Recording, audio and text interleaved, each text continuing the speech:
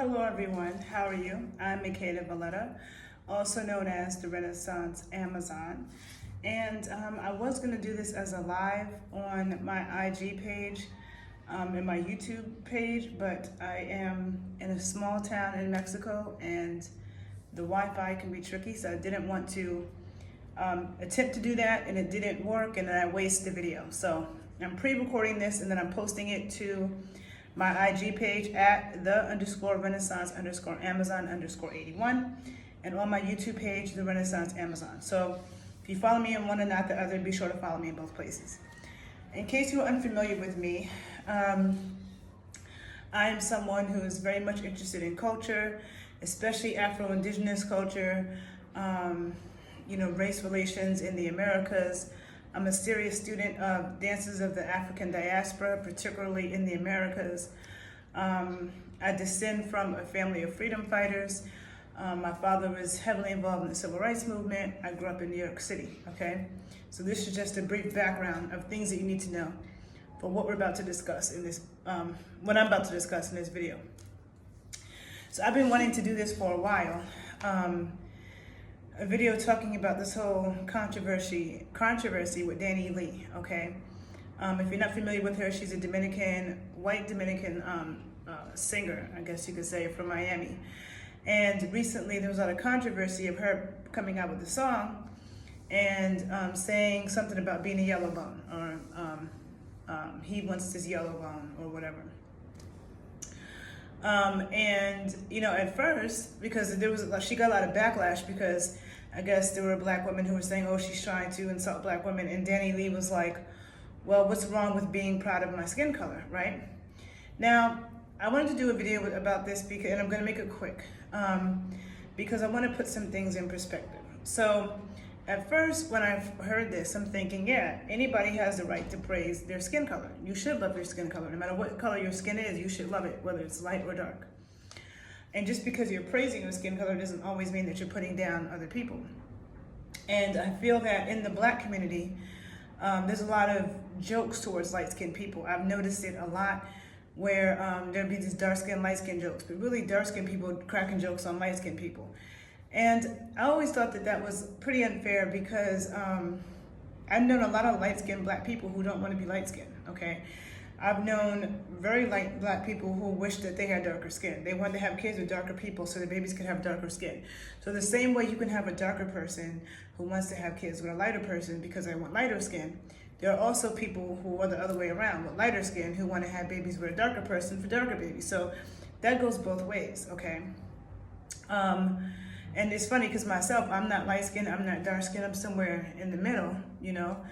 I myself have never wished that I was lighter. I love getting darker. Like I just been outside all day today in the hot Mexican sun of Puerto Escondido on the coast of Oaxaca where the sun is really, really hot.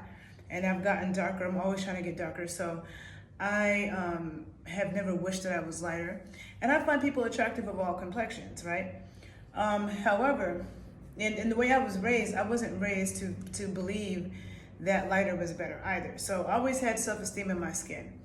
And it wasn't really until, and my dad always praised dark-skinned women. And my dad always brought it to my attention that a lot of TV shows and stuff and movies in the 90s, the dark-skinned woman was always considered unattractive. Like he hated that in Martin, Gina was considered to be beautiful, but Pam was considered to be like the unattractive one. Or in Coming to America, the light-skinned sister got all the good men, and the dark-skinned sister was deemed as unattractive. And my dad used to always point that out.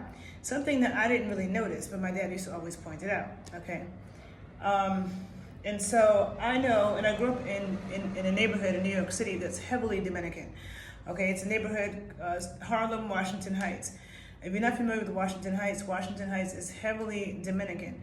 And the Dominicans that I grew up around were Afro-Indigenous, Afro-Taino. Okay, they were my complexion, some darker, but around my complexion, some a little bit lighter, but they were brown, okay? They weren't white Dominicans, okay? And there are white Hispanics.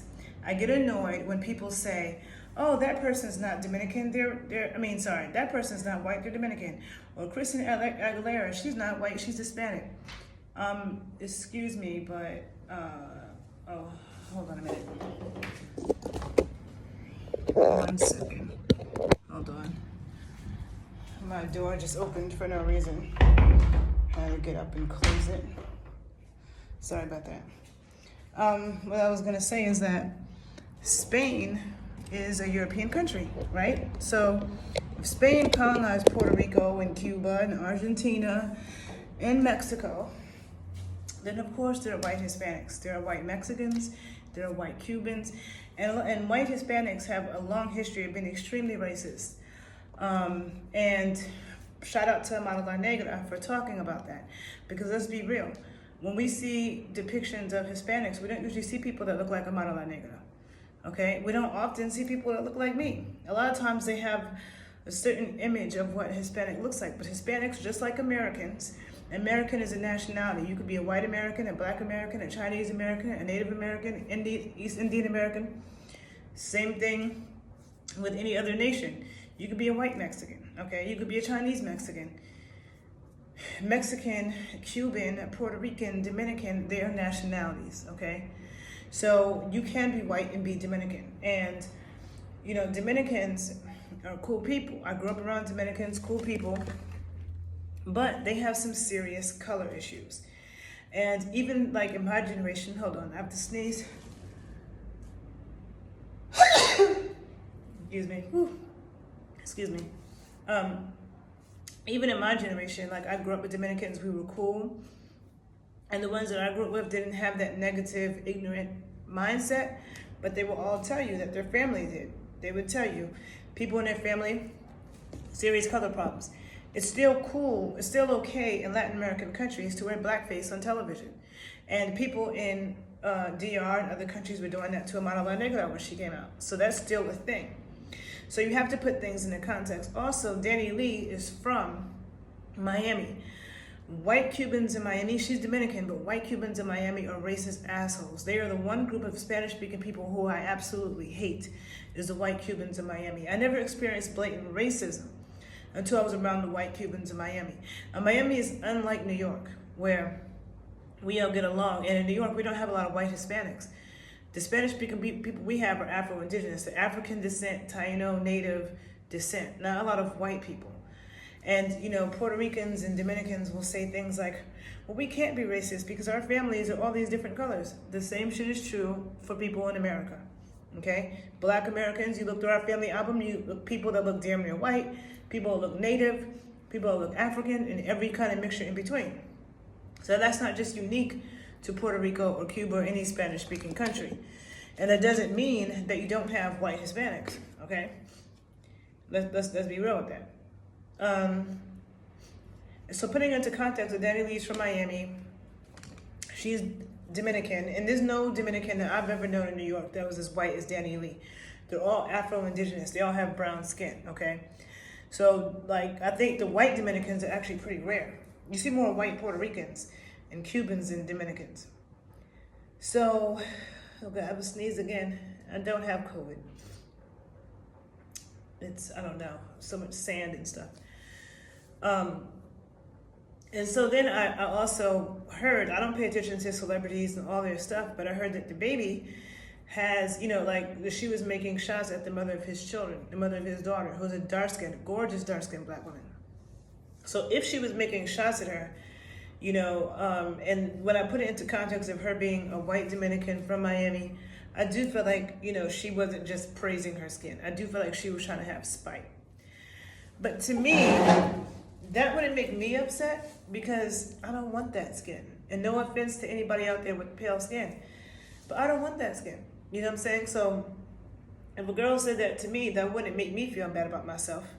Because when I moisturize and go out in the sun and get activated, I feel like I'm showing off with my skin. So I don't, you know, but one thing I will say is that white women who deal with black men, and this is not 100%, okay? It's not 100%, because I've known some cool white girls that deal with black men. But there are a lot of white women who deal with black men who are very antagonistic towards black women.